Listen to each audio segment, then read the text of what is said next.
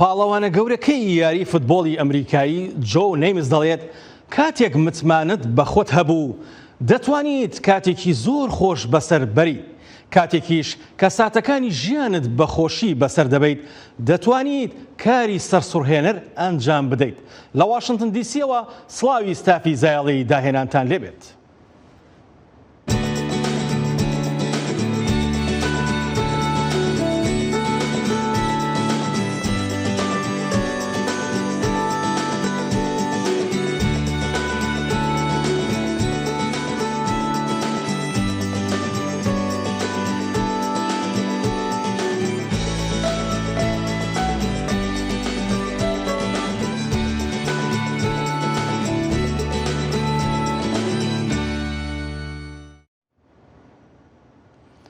لە شێوازە دێرینەکەی یۆگاوە تا یۆگای هێڤی میتاڵ شێوازێکی نوێ بۆ ئارامبوونەوەی دەروون و جەستە نمایشێکی جیاوازیان ساز کردووە. یۆگای ئەم جارە بە نۆشکردنی بیرە دەست پێ دەکات، شێوازێکی جیاواز بەڵام هەوڵێکیشە بۆ هەماهەنگی لەگەڵ فیستیڤاڵە بەناوبانگەکەی بیرە لە ئەڵمانیا واتە هەفتەی بیرەی کۆپنهاگن. پێی دەچێت ئەم بەشداربوانەی یۆگا لە هەفتەی بیرەی کۆپنهاگن شارەزا بن، ڕەنگە یەکەم قوتووی بیرەشیان بێت.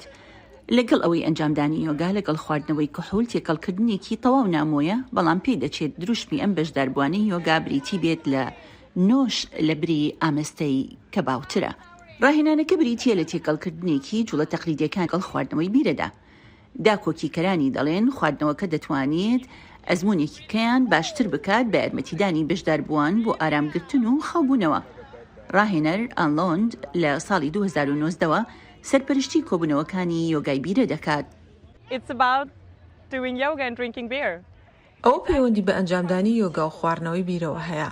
لە ڕاستیدا زۆر شتێکی ساکار و سادەیە. ئێمە دانیشتوین وەرزشێک دەکەین پاشان بیرەکەمان دەگرین و دواتر دەخۆینەوە.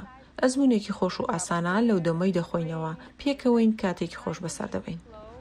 دەوترێت یۆگای بیرە لە دەوروبەری ساڵی 2015 لە ئەمریکا سەرچاوی گرتووە و ئیستا بە شێوەیەکی جیهانی بۆ ئەڵمانیا و مەکسیک و ئوسترالیا و تایلند شوێنی تریش بڵاو بۆتەوە. ئەم دانیشتە لە پارکە فراوانەکەی فادل پارکن لە پایتەختی دانیمارک نمایش دەکرێت. لەلایەن بیرەخانەی کۆپنهاگن نۆریۆ بریگۆسەوە بەڕێوە دەچێت کە ساڵانێکە وانەکانی یۆگای بیرە ڕێک دەخات. خواردنەوەکانیش بخۆڕاین.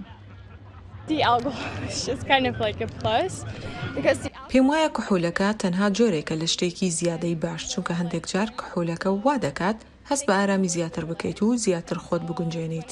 کەمێک کەمتر بیر بکەیتەوە لەبیرت دەچێت کە کەسی تر لێرەیە و هەر خۆتیت و کەس بڕیارت لەسەر نادات.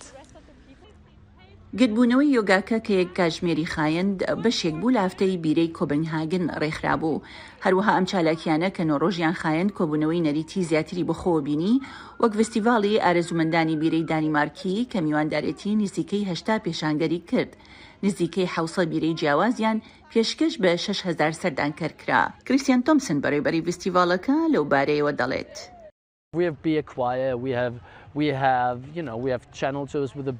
ئێمە بۆنەیەکی بیرەمان هەیە، هەروەها گەشتی نێوکەناڵەکانمان هەیە لەگەڵ بەلەمەکان و بیرە خواردنەوەی لەو کاتەی لەسەر ئاوی. هەوڵ دەدەین شوێنە جێوازرێک بخێن کە خەڵک بەڕاستی چاوەڕێی ئەوە نەکەن بیرە بەو شێوەیە بەشێک بێت لێ. هەفتەی بیرەی کۆپنهاگن لە 5 بۆ 13 ئایاری 2023 بەڕێوە چوو. کەڤاڵ سدقی لە ئۆپێرای مەموزیندا بە زمانی ئەڵمانی ڕۆڵێکی گرنگی هەیە. کەڤاڵ ئەکتەر و دەرهێنەر و نووسەرە، هەم بە زمانی کوردی هەم بە ئەڵمانی چەندین شانۆ و شاکاری گرنگیان پێشکەش کردووە. لە پرۆژەیەکی هونەریدا ڕۆمانێکی بەختیار عەلی داگیرکردنی تاریکی بە زمانی ئەڵمانی ئامادە کردووە، کرا بە شانۆ تا ئێستاکەش ئەو شانۆگەریە بەردەوامە. هاوکات وەک ئەکتەری ڕۆڵێکی گرنگی هەیە لە شانۆکەدا. دوایمین پرۆژەیان ئۆپێرای مەموزینە تا ئێستاکە بەردەوامە لە ئەمریکاوە. بۆ ئەو مەبەستە زایاڵی داهێنان میوانداری کەڤاڵ سدقی دەکات. کەڤاڵ خان ئەم کاتت باش. ئەم کاتای ئێوەش باش بێت. زۆر سپاس.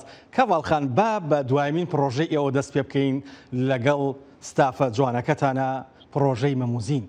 ئێوە چۆن دەستان کرد بە دەستان نایە ئەم پرۆژەیە مەموزین بۆ خۆی پرۆژەیەکی ناوازەیە، پرۆژەیەکی مێژوویە، شارستانێتێکی گەورە لە پشت ئەم پرۆژەیەوە هەیە. ئایا چەند سەخت بوو؟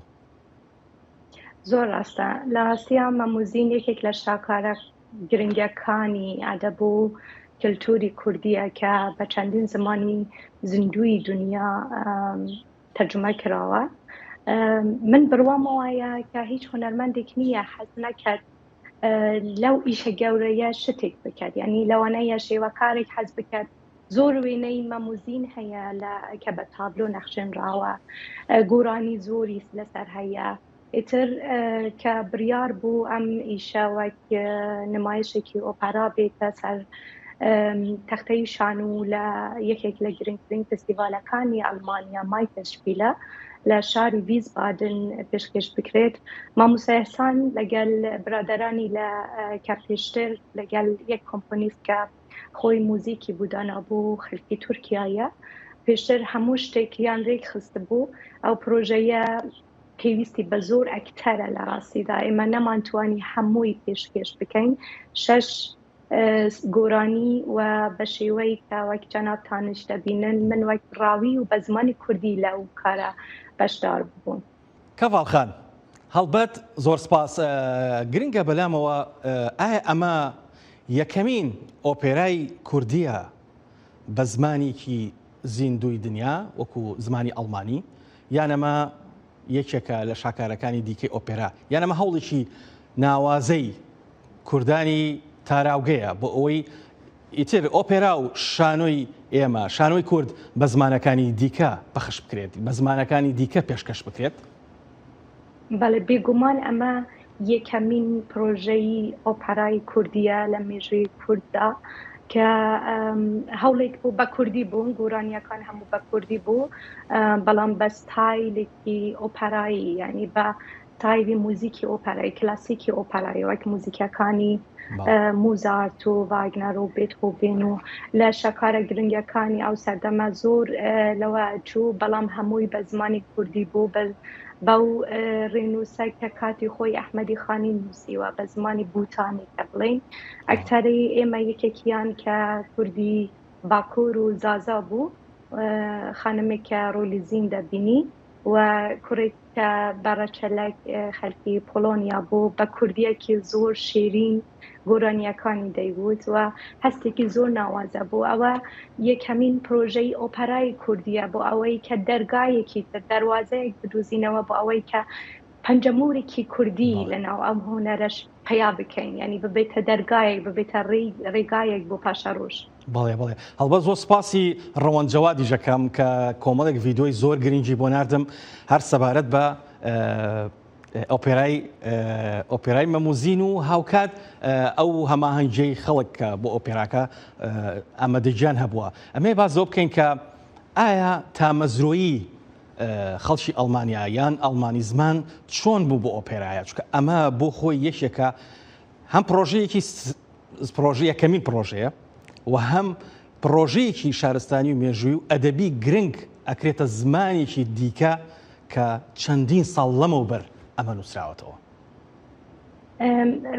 لە ڕاستیە ڕنگدانەوەیکی زۆر زۆر باش هەبوو لە میدیاکان، لە ڕۆژنامەکان، ئەو ئامادەبوونەی کە لەوەی دانیشتبوون زۆر سەرسام بوون بەوە و لە دوای دانیشتنەکەمە لە دوای ئۆپەرا دانیشتنێکی کراوە هەبوو لەسەر ناسنامە و زمان کە خەلکی ئەڵمانی زۆر بە هەیەجان بەشدار بوون لەو گفتوگویە بۆ ئەوەی کە دەرگایەکی نویان دۆزی بۆ ئەوەی خەلکێک بناسن بە ناوی کورد کە پێشتر بەس کورد بە زۆر با بڵێم کە دەمێکی دوور و درێژە لە ئەوروپا کورد زیاتر لە شێوەیەکی شێواوی سیاسی بۆ کورد دروست کردووە کە تێرۆریستە لە چیاکانە چەکدارە حەد لە تێکدان دەکات.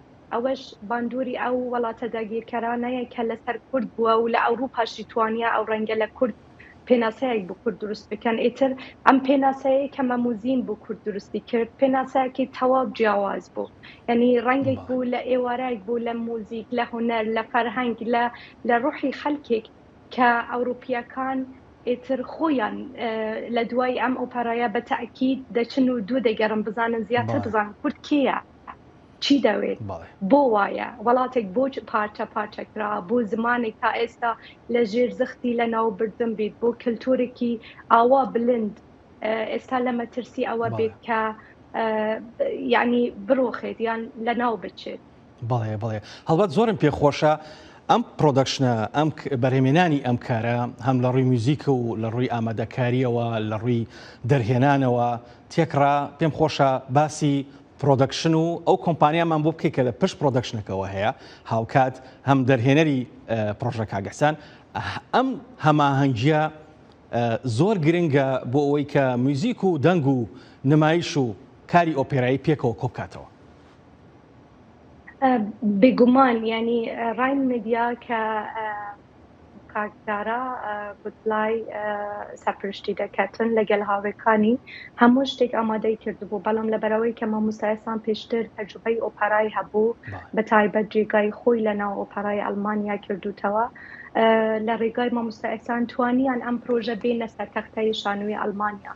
لە ڕاستیە ئەگەر مامۆستایەسان و هەولەکانی و جێگای ئەو لە ناو ئەم هونەرە نەبووایە ڕەنگە زۆر سەخت بوو کە ئێمە بڵین یەکەمین ئۆپەرا لە زمانێکی کە تا ئێستا زمانی ینی لە نەتەوەیەکی بێ وڵاتن لە زمانێک کە زیاد ناسراونیە لە ئەوروپا بێتە سەر تەختەیشان و لە فستیڤالێکی ئاوا گرنگ پێشکەش بکرێت شتی زۆر جوان ئەڵمانیەکان لەسەر ئەم ئۆپەرەوان نووسرا کە وابزانم لە هەموو سوشیال میدیاش هەیە بە زمانی ئەڵمانی کە لەسەر هەولی مامۆستایەسان و ئەو کارە کە چەند گرنگ بوو بۆ ئەم سەردەمە شتێکی تازە بێتە لەسەر تەختەی شانۆ و ئۆپەرای ئەوروپی. بەڵێ ئەمە دڵخۆش بووم کە ڤیدۆکانم بینی و هەڵبەت لە تۆڕی کۆمەڵایەتی بە بەردەوامی ئاگام لە ئیشەکانتانە کە ئەبینم ئەو پۆستەرانە لە ئەڵمانیا هەڵواسراوە بۆ مەموزین ئۆپێرایەکی کوردی بۆ یەکەمین جار. اینجا زۆرم پێخۆشە بازەوە بکەین دوایین پرسیارم ئەوەیە کەڤاڵخان من لەو باوەڕێم دوای داگیرکردنی تاریکی کە کرا بە شانۆ کە ڕۆمانێکی بەختیار عەلیە هاوکات مەموزین کە شاکاریکی گەورەی مێژووی ئێمەیە بەنیازن کاری تر بکەن ئاوە بە زمانەکانی دیکەی جیهان بە تایبەتی زمانی ئەڵمانی؟ پرۆژەی نوێی ئێمە لەگەڵ مامۆستایەسان دایکە ئازایە کە بەرتۆل برێخت نووسریوە یەکێک لە شانۆنامەکانی هەرە گرنگی جیهانی شانوە ئەڵمان زمانە بەڵام ئێمە بەنیازم بە زمانی ئەڵمانی و کوردی ئەم پرۆژەیە ئەگەر تۆزێک پاڵپشتیشمان هەبێت لە کوردستان پێشکەش بکەین ئەم جارە. بەڵێ هەڵبەت پرسیارەکە هەوتم کۆتایی بەڵام یەکشت ها بە خەیاڵمە زۆر گرنگ و بەلامەوە کەڤاڵخان بەنیازن لە ئەڵمانیا زیاتر بڕۆن بچن بەرەو ئەمریکا بچن بە وڵاتانی دیکەی ئەوروپا؟ ئێمە هەموو هەوڵێکە دەین کە ئەم ئیشە لە زیاترین وڵاتان پێشکەش بکەین ئێتر کێشە بەس دەبێت ئەوەی کە چۆن بتوانین ئەو داهاتە پیا بکەین بۆ ئەوەی کە بتوانین ئیشێکی وا گەورە ببینە شوێنەکانی تر ئەیبوونە ینی بەڕای من هونەر ئەو شتەیە کە ئەبێت ئێمەی کورد دەبێت لەم جیهانە لە جیهانی هونەر ناسنامەیەکی نوۆی بخۆی بدوزینەوە نوبۆنێک بۆ گەلی کورد دروست بکەین و ئەوە هیوای هەر هونەرمەندێکەش کە بتوانێت لە جیهان زیاترین کاری پێشکەش بکات و ئێمەش هەمان هیوایەمان هەیە. بەڵێ هیواخوازم ئەو هیوایەتان بێتە دی و سەرمایەدارانی کورد بیر لێ بکەنەوە کە هونەر و کاری شارستانی ئەتوانێت ناوبانگێکی جوان بۆ کوردستان و هونەری کوردی دروستکات. سپاس بۆ کاتی پێت بەخشین کەڤاڵخان هەر بژین. سپاس بۆ ئێوەش کاتێکی خۆش. زۆر سپاس. دەنگی ئەمریکا سەرچاوەی متمانە پێکراوی هەواڵ و زانیاری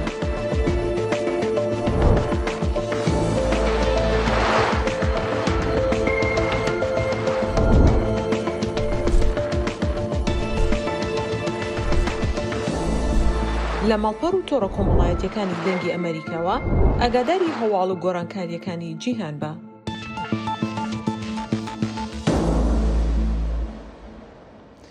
کان خۆی بۆ 76هەمین فیستیڤاڵی فلیم ئامادە دەکات و سەرقاڵن بە ئامادەکاری ڕۆژانی کۆتایی لە 15 ئەم مانگەدا بە پێشەنگی فیلمی ئەم ساڵ فیستیڤاڵە سینەمایەکە دەستی پێکرد. هەمە ڕەنگی و هەمە جۆری فیلمەکانی ئەم ساڵ ئاڵنگاریکی جوانتری دروست کردووە. فەرمونون لەگەڵ ئەم راپۆرتە لە فەڕەنساوە.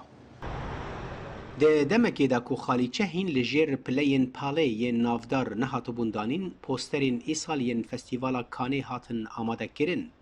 جهێژ بۆ نیشاندانین دەریایی یەن سینەما دوپلێج هاتن چێکردن و کارمەندین ئوتێلێژ بۆ دەماخۆیە هەری قەربالغا ساڵێ ئامادەنە. کەسێن ناودار و چاپەمەنیە جیهانێ بەرێ خۆدانە ریڤیێرایە فرەنسی. بەشێک ژێ نیشاندانا سینەمایە هەری باشە جیهانەیە و بەشێک ژی هێلینا دانوستاندنانە. فەستیڤال بە خاڵیچەیە سۆر و پیرۆزباهیên پشتی دەمژمێران ناودارە. بەرپرسێ پێشوازیان لە ئوتێلا باریێر لۆمەجستێک دەبێژێت تیماویش بۆ میوانان ئامادەیە. کارێک و ئەمژێ حەز دکن ئەڤە ئەم قەت نزانن دێت چ ببە میوان دێت چ بخوازە ئەوێ دکیژان دەما ڕۆژێدا بخوازە و بە تایبەتی ددەما فەستیڤاڵا فیلماندا لە درێژەهیا 24 دەمژمێران قەرەبالەغە ماسە تجاریڤاڵا نابن ئەوێ هەرگاف گەلە کەس لە پێش بن تەلەفۆن لە هەر دەرێ لێ دکەون و تشتێک و ئەمژێ حەز دکن ئەڤە. ئوتێل پشتی نیڤرۆ خواردنگەها خۆیان پەراوێ دەگوهێزە دا کۆژ بۆ کۆکتێلên ئێوارێ ئامادە بە. لەسەر بەراوێ گەلێک شاهیên پشتی فیلمان هەنە. ئەم تێرا خۆ بەختەوەرن کۆ دیمەنەکە وها پڕ خۆش هەیە. ji ber vê yekê erê em tevahiya rojê bi xwaringehan û êvarê bi şahiyên filman yan wên wekî din mijûlin. Lê niha me koktêla vekirinê li ser beravê heye. û ew jî pir çê dibe. Em jê re amade ne. Gelek rêxistin pêwîst e. Ji ber vê yekê divê em danê sibehê organîze bikin û hemû tiştên li derve veşêrin ku karekî dijwar e lê em dikarin birêve bibin û paşê piştî nîvro 100 kes li beravê her tiştî dikin ku li dora demjimêr neh heta 10 amade bin. Baş e ku şahiya êvarê zû dest pê nake ji ber ku ji bo me dê pir dijwar be. ئیسال 21 فیلم ji bo xelata zêrîn pêşwaziyê dikin ku dê ji aliyê desteya sondxwaran bi serkêşiya xelatgirê sala borî nivîskar û derhênerê Swêdî Robin Östlund ve were dayîn. Derhênana heft fîlman ji hêla jinan vebûye ku ji bo Canê di nêzîkî 8 salên wê de asteke bilinda nû ye. Festîvala ku heta 27 Gulanê didome di demekê de dibe ku nerazîbûn li her du aliyên Atlantîkê derdikevin. Fransa di mehên dawî de ji ber xwepêşandanên çaksaziyên xananişînbûnê û li Amerîkayê jî sînarîst di grevê de ne ji bo mûçeyên baştir di serdema weşana zindî de. Salih Demîcer, Dengê Amerîka. با سەردانێکی نیویۆرکیش بکەین. هەوارگە نوێکەی مۆزەخانەی مێژووی سروشتی ئەمریکی لە شاری نیویۆرک لە سەرەتای ئەم مانگەدا بە فەرمی بەڕووی خەڵکدا کرایەوە. کەشی گەلەریەکە لە کڵێشەسازی و ئەندازەسازیدا بێوێنەیە تێکەڵەیەکە لە ئایندەگەرایی و نێخوازی دەنگی ئەمریکا سەردانی مۆزەخانەکەیان کرد و ئەم راپۆرتە جوانەمان بۆ ئامادەکردوون. لە شاری نیویۆرک بەشێکی نوێی مۆزەخانەی مێژووی سروشتی ئەمریکا لە سەتای مانگی ئایادا بەڕووی خەڵکدا کرایەوە بە دیزاینێکی ئایندەیی و گەلەریە زۆر مۆدێرنەکان و کۆشک و تەلار و کتێبخانەیەکی گەورە نزیکەی 4 ملیۆن لە پارچە هونەریە ناوازەکان پارچەی کە لە پووری لە خۆ ئەگرێ هەندێکیان یەکەم جارە نیشان بدرێت. ئەم مۆزەخانەیە کە پێی دەوتێت ریچارد گەلدەر بۆ زانست و پەروەردە و داهێنان 465 ملیۆن دۆلاری تێچووە. ئەم بینایە نەکەر شوێن بۆ مۆزەخانەکە زیاد دەکات بەڵکو و سۆرانەوە و ڕۆیشتن باشتر دەکات. لەگەڵ کەمپی ئێستا میکانیزمی ئاسانتر بۆ گەشتکردن بە دەوری پێشەنگەکانی ناو کەمپی ئێستا و پێشەنگەکانی ناو بینا نوێیەکەدا دابین دەکات. سنتەری گیلدەر دەباڵەکەی تری مۆزەخانەکە بەیەکەوە بەسێتەوە کە نزیکەی 4 کۆڵانی شارەکە دەگرێتەوە. تەلارسازێکی پرۆژەکە ئەڵێ ناوەی بیناکە بۆ بیرهێنانەوەی سەردانیکەرانە بە شوێنە دێرینەکان و ئەشکەوتەکان. دیزاینەکەشی وەها کراوە کە چۆن شتەکان لە سروشدا بەیەکەوە گرێ بدرێتەوە. کاتێک یەکەم جار دەستم بە دیزاینەکە کرد لە ڕاستیدا بیرم لە دانانی تابلۆکان دەکردەوە کە گوزارش لە سروش دەکەن و سەرنجڕاکێشن بۆ گەڕان و بە دوواداچوون لەلایەن بینەرەوە. بیرکردنەوە لە سەرکێشیەکانی کۆن، چوونە دەرەوە بۆ ناو ئەشکەوتەکان و دۆزینەوەی پێکاتە جیۆلۆجیەکانی لێکۆڵینەوەم لەوە دەکرد تاوەکوشتی گونجاو و دۆزمەوە. یەکێک لەو شوێنە نوێیانەی مۆزەخانەکە شوێنی مێرووەکانە، شانەهەنگێکی گەورە، شارە مێرووەیەکی زیندوو کە گەڵاکان دەبڕن و هی ناوچە ئیستیوایەکانە. خەڵکیش دەتوانن لە پەنجەرەکەوە سەیری ئەو دیمەنە بکەن. مۆزەخانەکەش حەوزی ماسی و پەپولەکانی تایبەت بە ناوچە ئیستیوایەکانی لەخۆ گرتووە کە 80 جۆر پەپولە لەخۆ ئەگرێت. یەکێک لە نهۆمەکانی سەروی مۆزەخانەکە تایبەتە بە ئاژەڵە دەریایەکان، کی دیکەشیان تاقیگەکانە کە سەردانیکەران دەتوانن سەیری کارمەندەکان بکەن کە چۆن کارەکەن. لە نهۆمی چوارەمیشدا کتێبخانەیەکی گەورە هەیە کە کۆمەڵێک کتێبی ناوازەی تێدایە. سەردانیکەران دەتوانن لەو بێدەنجیەدا خۆیان سەرقاڵ بکەن بە خوێندنەوەوە. یحیا بەرزنجی دەنجی ئەمریکا بۆ راپۆرتی ئێڤگری ماسۆلۆف لە نیویۆرکەوە. با بڕۆین بەرەو سۆفیا. هونەرمەندەکان بە پرۆژەیەکی پڕ لە ڕووناکیەوە لە بولگاریا شاری سۆفیان ڕوونا کردەوە. پایتەختی بولگاریا میوانداری فیستیڤاڵی نێودەوڵەتی مانگی ڕووناکی دەکات. با پێکەوە گەشتێک بکەین بەناو ئەم دیمەنە دڵفڕێنانەدا. قەسرا کولتوریە نیشتیمانی دیمەنەکە نو هەیە. وەک بەشێک ji فەستیڤاڵە هەیڤەیە سۆفیا قەسر بچرایان ڕۆنی دەبە. کارێ 30 هونەرمەندان لەسەر ئاڤاهیان bi şev ڕۆنی دەدە. بەشێک ji ڕۆنیان کارێ هونەرمەندە بولگاریە ناودار تەکلا ئەلەکسیێڤایە. فەستیڤال دەرفەتێ دەدە هونەرمەندن سەرانسەری جیهانێک و بەشدار ببن. gelek هونەرمەندان karê xwe derbarê jîngehê pêşkêşkirin. Peyama wan ew bû ku her yek divê rojane berpirsyaretiya jîngehê helgire û ev yek erkê her mirovekî ye.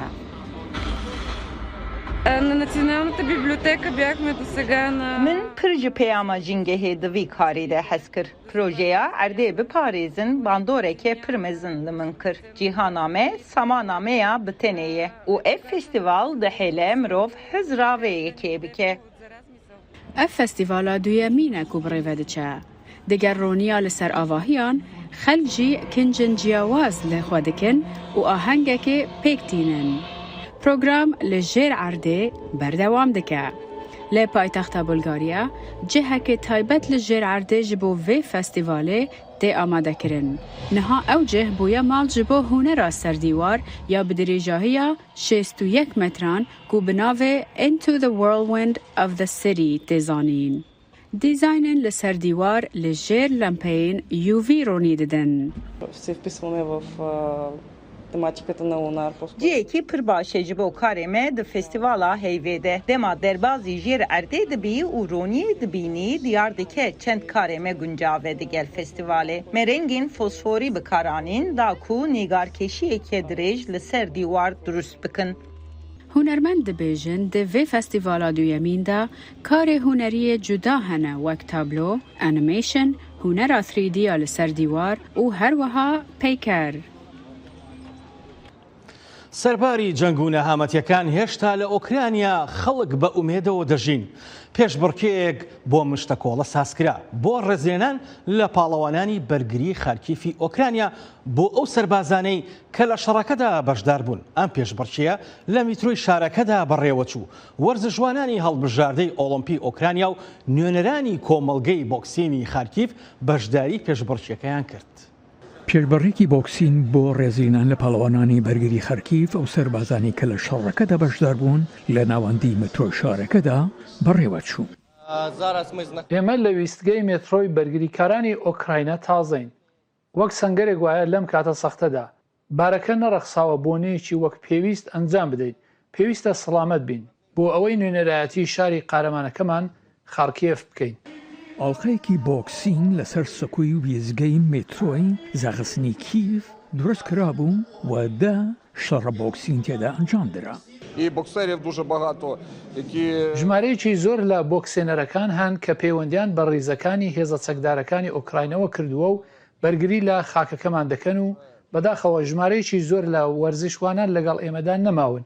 وەرزشوانان لە یەکەم کەسەکان بوون کەسەشیان هەڵگرت و بەرگریان لە شارەکەمان و ناوچەکەمان و وڵاتەکەمان کرد. سەدان لە دانیشتوانی ناوچەکە بۆ بینینی پاڵەوانەتەکە هاتەبوون. ئەمە یەکەم ڕووداوی وەرزشی جەماوەریە بەم قەبارەیە لە سەرەتای لەشکەرکێشی رووسیا بۆ سەر ئۆکرانیا.